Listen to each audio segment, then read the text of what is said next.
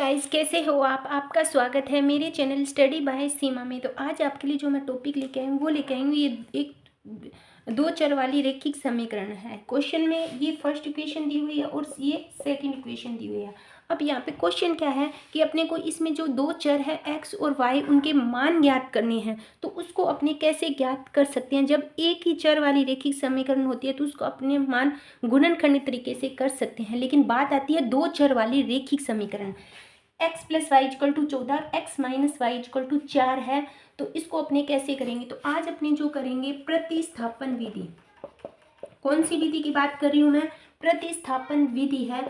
ये जो टॉपिक है वो क्लास 10th का टॉपिक है और जो कंपटीशन एग्जाम में है उसमें भी ये क्वेश्चन है वो काफ़ी पूछा जाता है कि जब दो चरों वाली रैखिक समीकरण आती है तो उसमें x और y के मान अपने कैसे ज्ञात कर सकते हैं। तो लेट स्टार्ट करते हैं अपने इसका मान कैसे ज्ञात करेंगे।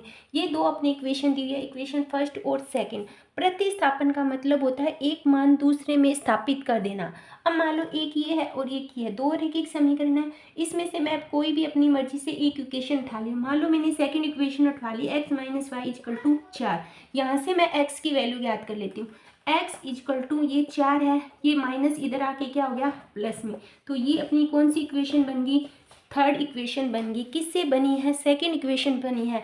यानी अब अपने क्या करते हैं, समीकरण 3 से जो x का मान किस में रखेंगे, मान समीकरण 1 में रखने पर। क्यों रखेंगे, क्योंकि ये मान है अपने ने सेकंड इक्वेशन से ज्ञात किया है। तो ये मान अपनी सेकंड इक्वेशन में न रख के फर्स्ट इक्वेशन जिससे ज्ञात किया है उसमें नहीं रखते, जो ऊपर वाली जो अलग इक्वेशन बचती है उसमें रखते हैं। यहाँ से x का मान क्या है 4 प्लस वाई है। अब अपनी फर्स्ट इक्वेशन क्या है, x plus y equal to 14 है। ठीक है, x का मान कितना है 4 प्लस वाई और y इक्वल टू कितना हो गया 14। तो 2y इक्वल टू 14, ये प्लस है उधर जाके किस में हो जाएगा माइनस, यानी 2y इक्वल टू कितना हुआ 10।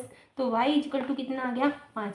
अब आगे अपनी y की वैल्यू, अब अपने को ज्ञात करनी है x की वैल्यू। ये मान तीनों इक्वेशन में से किसी में रख सकते हो, लेकिन कोशिश किया करो कि ये मान जो अपने ने नई इक्वेशन बनाई है उसमें रखा करो। क्या है, x बराबर 4 plus y, x equal to 4 plus 5। तो x इक्वल टू कितना आ गया 9 और y इक्वल टू कितना आ गया 5। अब अपने को चेक करना है अपना आंसर सही है या गलत है।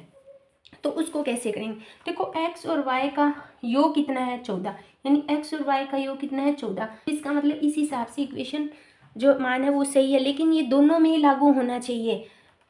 x में से y घटाते हैं, 9 में से 5 घटाते हैं तो कितना आता है 4 आ रहा है। तो इसका मतलब दोनों ही कंडीशन में x और y के मान है वो लागू हो रहे हैं। इसका मतलब अपना ये जो आंसर है वो बिल्कुल करेक्ट आंसर है। तो आई होप आपको वीडियो अच्छी लगी होगी। वीडियो अच्छी लगे तो लाइक करना, मेरे चैनल को सब्सक्राइब करना और इस वीडियो को अपने ज़्यादा से ज़्यादा दोस्तों को शेयर करना, ताकि उन्हें भी जब दो चरों वाली इक्वेशन में जब x और y का मान ज्ञात करना हो तो वो इस तरीके से आसानी से कर सकते हैं। थैंक यू बच्चों।